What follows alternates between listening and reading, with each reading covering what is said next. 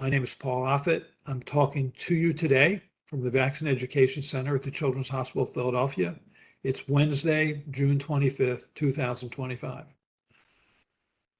Right now, the Advisory Committee for Immunization Practices, which advises the Centers for Disease Control and Prevention on issues of vaccines, is meeting.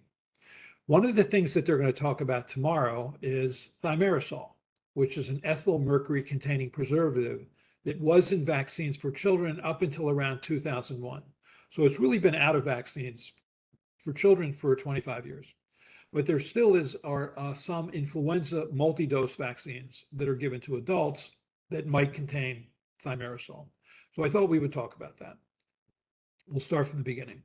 Thimerosal has been in vaccines since the 1930s. The reason it's in there is it's in there as a preservative for multi-dose vials. So a multi-dose vial, for example, contains 10 doses. And the physician or nurse keeps it in the refrigerator and then will violate that rubber stopper again and again and again as they get the first and second and third and ultimately the 10th dose out. During that time, you might inadvertently introduce bacteria or fungi into the vial. So for that reason, you needed a preservative. When you did introduce bacteria into the vial, then the person who got the 8th or 9th or 10th dose might get an abscess or cellulitis or a bloodstream infection or worse than that. So when thimerosal was added, that eliminated the problem of bacterial contamination in a multi-dose vial. So what happened is, fast forward to the early 2000s. So when children were getting more and more vaccines that contained thimerosal, the concern was that they were getting too much mercury. Now, thimerosal is ethylmercury. Now, all of us live on the Earth's crust. The Earth's crust contains mercury. In the Earth's crust, it's in an inorganic form, but then it comes up to the surface of the Earth via rock erosion or via volcanoes, where it is taken up by bacteria and methylated. So now it's not inorganic mercury anymore, it's organic mercury. So it can cross cell membranes and do harm if presented in large quantities. So because we all live on the Earth's surface, because we all drink water or anything made from water on the Earth's surface, including infant formula or breast milk, we all have methylmercury in our bloodstreams.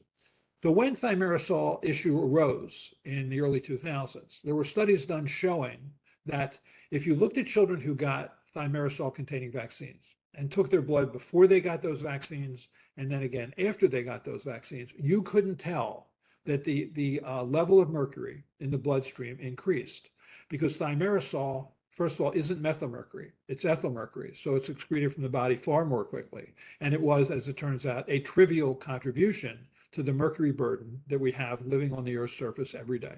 So that was reassuring. Nonetheless, people were concerned. So there were studies done trying to answer the question, was mercury in vaccines doing harm? These were easy studies to do. There were countries in Western Europe that took thimerosal out of vaccines in the early 90s. There were Canadian provinces that used vaccines that contained thimerosal right next to Canadian provinces that used the same vaccines that didn't contain thimerosal. These studies were easy to do. And study after study after study showed that you were at no greater risk if you'd received a thimerosal-containing vaccine than if you didn't. So that was reassuring. Also, the look was at not just at sort of any harm, but focusing specifically on neurodevelopmental harm, because mercury at high levels certainly can cause damage to the brain. But that certainly wasn't true with this thimerosal, an ethylmercury-containing preservative that was excreted far more quickly from the body than was the methylmercury that we deal with every day. Nonetheless, anti-vaccine groups seized on this around in the late 90s, early 2000s as a cause of autism, that thimerosal was causing autism. And so for that reason, because people were concerned about just the word mercury, which never sounds good, they just asked pharmaceutical companies to move from multi-dose vials to single-dose vials, which eliminated thimerosal from vaccines for children. Interestingly, the incidence of autism at the time that thimerosal was removed from vaccines was about 1 in 150 children. Today, it's 1 in 32. So we went from 1 in 150 to 1 in 32, which is to say autism has increased despite taking thimerosal out of vaccines, which makes sense because all the studies at the time that were done showed that thimerosal-containing vaccines didn't cause autism. Of interest, on Thursday, so tomorrow, June 26th, the ACIP, Advisory Committee for Immunization Practices, is going to once again bring up the issue of thimerosal because Robert F. Kennedy Jr., our Secretary of Health and Human Services, still believes that thimerosal was a problem. He wrote a book called Thimerosal, Let the Science Speak, when the science didn't speak at all.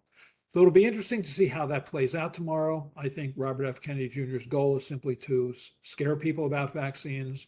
The person who's going to be presenting it, a woman named Lynn Redwood, used to be with a group called Safe Minds. Now she works for Robert F. Kennedy Jr.'s anti-vaccine group called Children's Health Defense.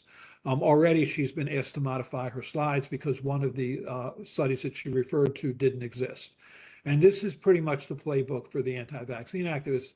When you're an anti-vaccine activist, science often isn't on your side. So what you do is you either refer to studies that don't exist, you misrepresent studies that do, or you hold up a study that is so methodologically flawed and poorly performed that you simply cannot make any sense of the findings. They're just uninterpretable.